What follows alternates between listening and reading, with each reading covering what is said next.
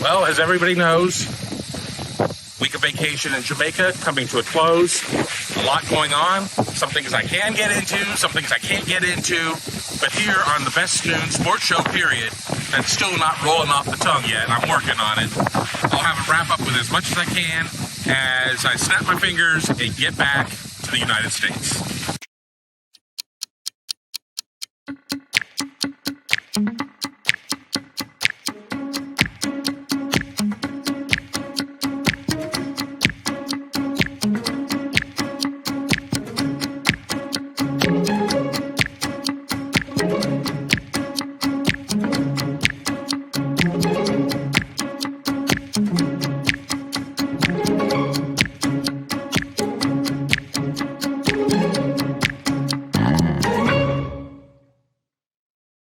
Hey, welcome.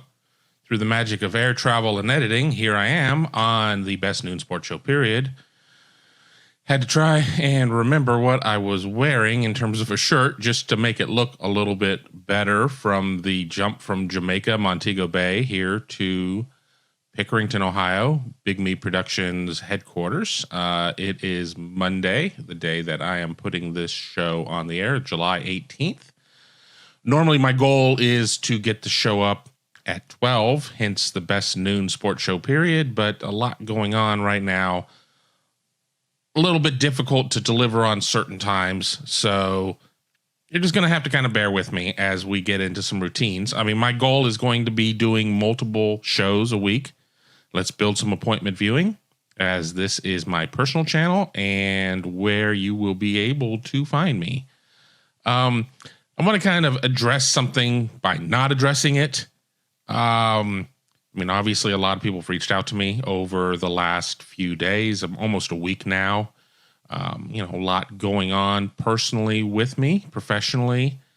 I am not going to get into addressing things for a multitude of reasons. Number one, and, really the main reason, and probably the only reason, is I'm just going to maintain a level of professionality and, just got to keep moving forward. And I want to do a live show. I want to reach out. I'm going to do a live show at some point this week, but I'm putting this out as a message of saying, I really don't want a live show to turn into an hour or 2 hours of, questions I can't answer, questions I won't answer, denigrating people or whatever. That's not additive. That's not productive, and just not really the direction that I want to go. So for now, you're going to get me recording. I mean, I may record again on Tuesday. We'll kind of see what's going on and go from there. And maybe by Wednesday, I'll feel up to a live show.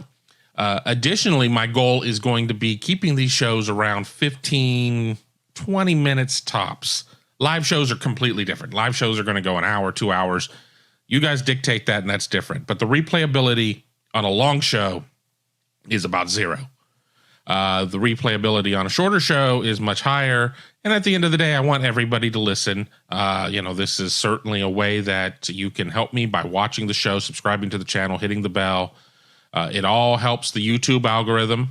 And, at the end of the day, I'm trying to make a buck. So, that all certainly would help me out a little bit. But let's get away from all of that. I wanted to spend the first minute or two addressing that, but I also know, according to the algorithm, I need to get to news quickly before people kind of turn off. So big news for Ohio State over the weekend as they landed a commitment from tight end Jelani Thurman out of Langston Hughes High School, Fairburn, Georgia, 6'5", 230, class of 23, number 3 tight end in the nation, according to the 24/7 Sports Composite. I know that everybody has their favorite ranking system, whether it be on 3, whether it be 24/7, ESPN, Rivals. I'm agnostic towards those. I generally, today I'm going to use 24/7. I mean, maybe down the line I'll use on 3 or Rivals or whatever. I mean, I'm not going to pick and choose and pick the highest ranking just to placate everybody. Just the ranking I picked. This is a huge get for Ohio State to be able to go into the state of Georgia and pull a player like this. And this was not necessarily a case of them taking a kid away from UGA. I mean, UGA is doing just fine recruiting tight end. for the class. But Ohio State still had to go out and beat some teams to land this guy. 31 receptions last year, 7 touchdowns as Langston Hughes, I think, went to the state finals, maybe. I think Langston Hughes is one of the larger classes of, in one of the larger divisions of Georgia high school football. But he pairs with Ty Lockwood, who's 6'5", 225. And, I talked to some people about Thurman, and they already feel like, he's obviously an offensive threat, but he's somebody, too, that understands the blocking aspect. And insert joke, Ohio State blocking tight ends. That's what it is. Why would a pass catching tight end who could go and get 60, 70 receptions at Wisconsin or Oklahoma or wherever want to go to Ohio State? But obviously, as we see Ohio State's offense continue to really thrive in the passing game, and this isn't necessarily a situation of where Ohio State 60-yard receptions are 60 yards in the air. I mean, it's a lot of short and go, and a lot of scheming and just creating open guys and having to make one move and go. And I think it's going to fit both of these guys very well. Obviously you're going to have some blocking, but we're not seeing Ohio State going, one back, no tights. We're not seeing that type of situation. We're not seeing as much of them going one back, two tights either. So it's not going to be a case of where, they need to sit there and have a bunch of tight ends because they're going to be running 12 personnel or 13 personnel. For those not hip on the lingo, 13 is one back, three tights. Because when you have guys like JSN and Marvin Harrison Jr. and Emeka Egbuka and Julian Fleming and the talented freshman class that's coming in this year and the talented freshman class that should be signed by December that'll be coming in next year, you've got to figure out how to get the best playmakers on the field at a time. But I do laugh at the fact that, people were very excited about this, and I'm not laughing about the excitement. I am laughing that we're probably a month away from people being like, tight end, who cares about tight end? Ohio State doesn't even use the tight end, which is, factually not correct. Maybe, it's not a case of them, showcasing a tight end. We've never really even had a game last year. It's like, oh, this is the game of the tight end. I mean, there were games, I think if tight ends catch 5 passes in a game, that might be the game of the tight ends. Oh, well, they caught all these passes. Well, yeah, 5 combined as a group. But, you look at Ohio State tight end recruiting through the years, and obviously they've been able to land some dudes. Jeremy Ruckert, highly thought of. Marcus Baugh, highly thought of. Jeff Hireman, highly thought of. Nick Vanette, highly thought of. In recent years, I mean, we obviously Ruckert was relatively recent as he's just gone off to the league. We haven't had a chance to see a Sam Hart or a Joe Royer. We saw Cormonte Hamilton come in and get moved to defensive line before ultimately transferring out to Memphis. So they've had some hits. They've had some wait to sees. Cormonte Hamilton, I think it was kind of a case of they figured out maybe he's got a better chance on defense. Maybe he's got a better chance somewhere else. I like Cormonte a lot. He's a good kid. We don't talk anymore, but, we definitely talked a bit when he was with Ohio State. So, I wish nothing but the best for him at the next stop. But, I think that this is going to be the class that you can kind of look back at. And everybody's like, 2 tight ends in a class. How's Ohio State going to fit all of that into a 25-man class or a 28-man class? And, I've said it once and I'll say it again. I think that Ohio State's going to take a big class. I think that you figure it out. If you sit there and you try to just shoehorn yourself right to 85, right to the number and say, well, we're good, you run the risk of getting portaled. I think you're going to have guys that are going to leave. And I've said it once and I'll say it again. Some portals are prompted by the program saying, yeah, you can stick, but you're not probably, you're kind of behind 3 or 4 dudes. So those are the ones that the program kind of initiates. And then they're going to be ones where a kid's just going to say, I'm out. And you can't necessarily plan for those. So I think that even with, them, being like, it's got to be at 85 at all points and you can't sit there and be floating numbers until you get to certain points. The numbers are always going to sort themselves out. You're just not going to screw around and be above. I mean, so I think that there's plenty of room in the class. I mean, certainly we've seen some guys come off the board to other schools. Popo Aguirre, the linebacker out of Georgia, going to Miami. There's certainly a lot of concerns about where things are trending with Caleb Downs. There's certainly concerns about where things are trending with Olas Alanen. You're not going to land them all. And that's the reason why I never write down, this is going to be Ohio State's class. Put it in pen. I don't do it. It's because it's recruiting. And things happen and things change. And you kind of go from there. And let's not forget, last year we were saying, well, this could be a two-man Ohio State tight end class. Because they had Bennett Christian, who they signed. And then they had another player out of the Pilot Mountain area out of West Virginia, Benji Gosnell. And that one didn't end up sticking. And, you can debate why, whether that was Ohio State predicated or that was player predicated or how that, kind of fell apart. But they ended up signing one tight end in that class. And there was always the talk that they were going to need a second guy. And, they were going to have a two-man class. And when you can get a tandem of Thurman and Lockwood, you absolutely do that. I mean, without a doubt. And the thing, too, is that you have to have two guys that are willing to be in the same class. Because sometimes when you're dealing with a top 5 player at their position, it's like, we all got to eat, but I really got to eat. And because I really got to eat, I don't know if I want somebody who's the same year as me and everything else. I've said it plenty of times. Elite competitors, spit that out. I'm still on Jamaica time. Elite competitors do not fear elite competition. And that is not, that's not a one size fits all type of situation. There are going to be some guys that they're elite competitors. It is, but they don't want to sit there and crowd the field. So they go somewhere where the depth chart looks a little bit better. But I think there's going to be plenty of opportunity. I'm very high on both of these players. I've not seen Thurman in person. I did get to see Lockwood at an Ohio State camp. Very impressed there. Everything I've seen on tape and read about Thurman, equally impressed. So that's the recruiting news right now. We'll see kind of what happens. I'm going to do more shows this week, so I'll get into more of that. I've already gotten to 11 minutes, and I haven't talked about anything else. So this is going to be closer to a 20-minute show rather than a 15-minute show, unless I just really decelerate quickly. The Maxwell Award dropped its pre-watch list, whatever. It's July list here on Monday morning. 3 Buckeyes on the list for the Maxwell Award.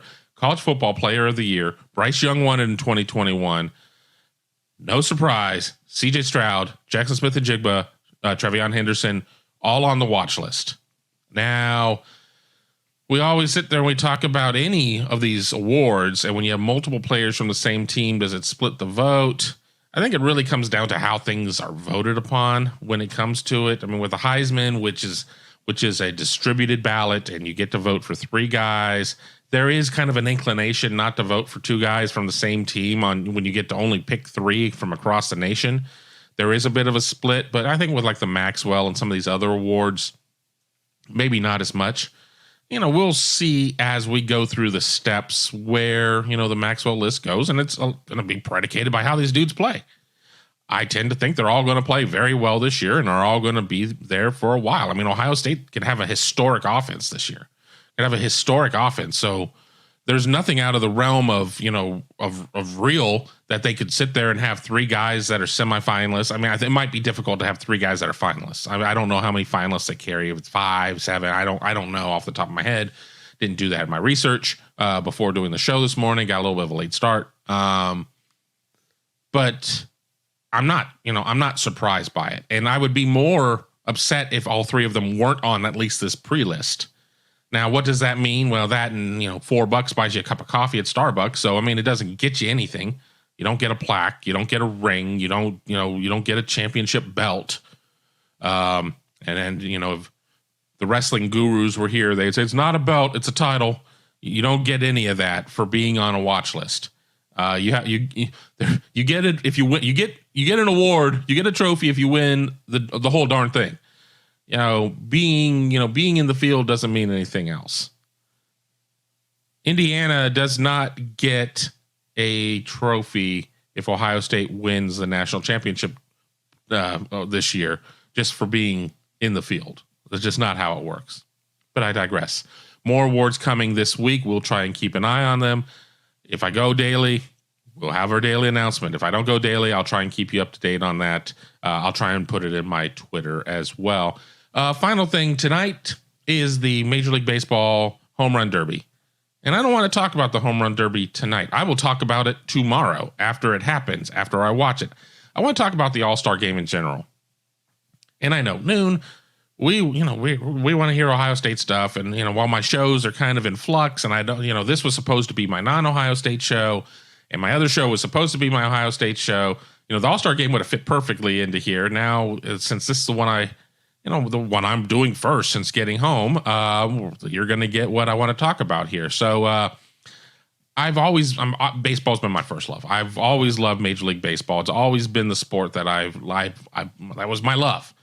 College football, NFL football passed it up, and then college football passed it up, and then college football ascended to the top, and MLB, I don't know, 3, 4. When the Chicago Blackhawks are good, I'm a huge NHL fan. They haven't been good for a minute, so probably MLB a little bit higher as the Dodgers try to buy titles. But what would make the All-Star Game better? I remember the All-Star Game being so exciting as a kid. Now, was that a case of me being a kid? I remember Pizza Hut pizza being really good as a kid. Did Pizza Hut pizza just get crappier? Did they cut corners on ingredients? Yes. Did my taste refine? Yes. Did I sit there and have more options as I moved out of, really didn't eat Pizza Hut until I lived up in New Hampshire because it wasn't really huge around where I lived in Southern California. Once I got off on my own, I had my own choices of where to go get pizza. Did that kind of cut Pizza Hut out? Yes. The All-Star Game. Is it as good as it used to be? Probably not. Why? Have my taste refined? Maybe. Is it, because I have more options, there are more sports and, more availability for anything? Maybe. So how do you make it better? How do you make it better? I mean, is it something as simple as the aesthetics of let the dudes wear their home and away uniforms? Don't try and make a buck selling a generic all-star uniform that tens of people are going to buy and not care about. I mean, is that just, is it just a money grab? I think everything is kind of a money grab. So, but I love nothing better than going back and looking at all-star photos from the 80s and seeing Gary Carter in his Expos uniform and seeing, Steve Garvey in a Dodgers uniform and seeing, Nolan Ryan either in an Angels uniform or a Rangers uniform. I mean, it meant more. And, I understand baseball is trying to appeal to a younger audience. I don't know if a younger audience is like, I would really understand this game better if they all wore the same uniform. A gaudy, tacky one at that. I don't know if that's what it is. I will add to it as I kind of check off my notes.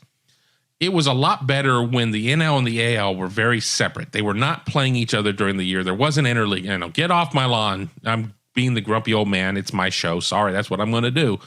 It was a lot better when there was no interaction. You did not know what guys were going to look like against some of these, since if I'm an NL fan, I didn't know what they were going to look like against some of this top AL pitching.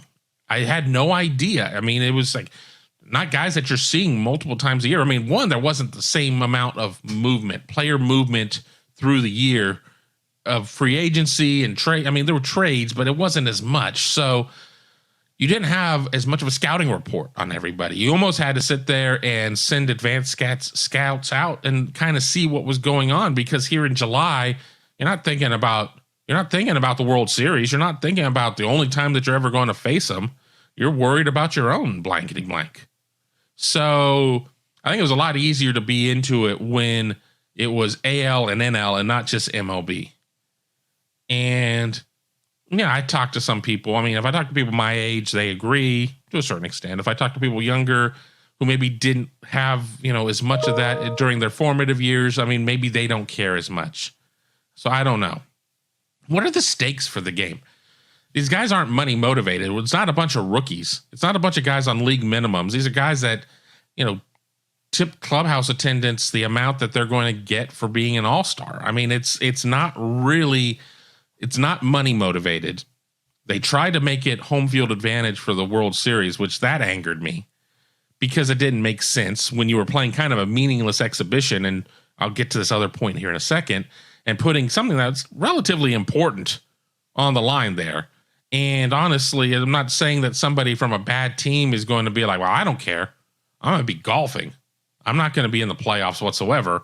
That doesn't mean anything to me. And not that he's going to ham and egg it, but he's not invested. So I don't know what you put on the line. And there's not a chance in the world that there's ever going to be a situation of where if you're on the winning team, we're going to take special considerations in your 10-5 agreement or things along those lines of, for free agency. I don't know what you could put in there that's going to pass the MLBPA and the owners to get in there. But if you're trying to make this an interesting competitive game, for God's sake, put something on the line that these guys care about. I don't know. I mean, and you can't sit there and say, well, we're going to buy them all trucks from blankety blank company. I'm not sponsored by anybody, so I'm not going to give anybody a free plug. I don't know what you do. I mean, I think in a lot of ways that if you sat there and you did something and, all right, maybe they're not motivated by money, but everybody on the winning team gets an X dollar amount donated to their favorite charity and gets to do a free PSA for their charity that will be inserted in postseason programming or something. I don't know. Something that means something. Because I don't know. I don't know which players are charitable, which ones aren't. Not everybody's John Cena in terms of doing all these Make-A-Wish deals in terms of, his, WWE run. So I don't know. Let me jam through these. I'm already over 20 minutes because I don't know how to shut up. Do we need a player from every team to be represented? If you're on a bad team, and if you're the best player on the bad team, but even with that, you're not really tearing it up. Should you be an all-star over a guy who maybe gets shut out because there are 4 guys at his position that are having career years? Are we trying to celebrate the all-stars of the game, or is this a case of where, no, we just want to kind of keep everybody happy? If you're an Orioles fan and there's nobody good on your team, I don't follow the Orioles. I don't know what they're doing. I mean, they're just the team I'm going to pick on because they had the first pick in the MLB draft. I watched about 10 minutes of the draft and then I was like, I'm done. Are you going to not watch the All-Star game because nobody from your team is on there? Even though I see you on social media talking about how terrible your team is. Is that going to change things? I mean, maybe it would make that 8-year-old fan angry. Oh, I'm sad I can't see my favorite player or whatever. So I don't know. I also have an issue with it being 1 9-inning game, and you want to give starters a run, so you want to give them 3 or 4 innings, and then you're just jamming through everybody else in, they're getting 1 at bat, 1 inning in the field, whatever. I mean, I know you got to hold a couple players back in case you have extra innings or something there. And I don't even know what the rules are now, going back to Bud Selig and when we, had the long game. What if they made it an all-star weekend? I understand why you do it on a Monday. Well, what if they made it I don't want to say like a day-night doubleheader because that doesn't make sense on a weeknight. But what if they played 2 games? What if they played 2 games? And then there's like, well, okay, genius. What if the AL wins 1 and the NL wins 1? Then what, stupid? I don't know. You have some sort of tiebreaker system. Maybe you sit there and you have it to where the winner of the home run derby is the tiebreaker. So if a player from the NL wins the home run derby, the NL gets the tiebreak. I don't know, but I think if you sit there and have 18 innings of baseball, maybe everybody gets a chance to play a couple of innings and you get a chance to see some things. I remember plenty of years of going in and being like, all right, well, I'm a Dodgers fan. Nobody from the Dodgers is starting this year. So I know not to really check in until the 4th or 5th inning. And then you're sitting there and it's like, okay, they have 2 players on the team and both of them come in the 5th as defensive replacements. One of them gets an at-bat. One of them doesn't even get an at-bat. And then they're moved through because the managers feel like they got to get everybody through there because you're certainly dealing with talented players, which means you're probably dealing with some talented egos too. So everybody wants to get through there. So I don't know. And then finally, you just have to decide what you want this game to be. Is it just a celebration of baseball? Do you want it to be kind of an actual game? Do you want it really to be an actual game? I mean, the NBA All-Star Game is garbage for 3 quarters. I mean, the 4th quarter is entertaining because then they start trying to win. Why can't you have an All-Star Game that's like the 4th quarter of the NBA All-Star Game? And I understand nobody's playing defense or whatever, and it'd be the same as letting 2 guys have at-bats at the same time and putting nobody in the field, yada, yada, yada. But, what is it? I mean, but then again, the Pro Bowl may be the worst. NFL, the Pro Bowl may be the worst of all the All-Star games For all the issues that MLB has with its All-Star Game, it's still infinitely better, to me, it's my opinion, to me, than the Pro Bowl. I haven't watched the Pro Bowl in 15 years, maybe 20. There's no reason. I heard it's not in Hawaii anymore. That's about the most I know about the Pro Bowl. I enjoy the NHL All-Star Game, even though, they've adapted and they said, well, all right, we're not going to necessarily make it a traditional game per se. We're going to make it exciting. And they've made it exciting. Again, as I've said, with the Blackhawks being garbage right now, I'm not watching as much hockey. I did watch a decent amount of the playoffs. Mostly I was on the road with Mark Givler, who is a huge hockey fan as well. And we would get to the hotels and games would be on. And that's what we would watch. So, I mean, it's fine. But I don't know. What are your thoughts? What can Major League Baseball do? Do you care? Are you like, Noon, I can't believe you spent 10 minutes of your show going overtime to talk about this. It's your show too, so let me know in the comments what your thoughts are. But once again, be sure to subscribe to the channel. Tell your friends. Tell your friends where to find me. I'm sure there are a lot of people who don't know where I'm at the moment here on my personal channel. Again, things I can't get into at this point. Some things I never get into. Hit the bell. We'll kind of go from there. But until then, I'm going to try and do a quick stop here. Promise no out of the country trips for me here in the near future. Not even a trip into Canada. Going to keep it close to home for a little bit. So until then, this is the best noon sports show period, and I'll talk to you here very soon.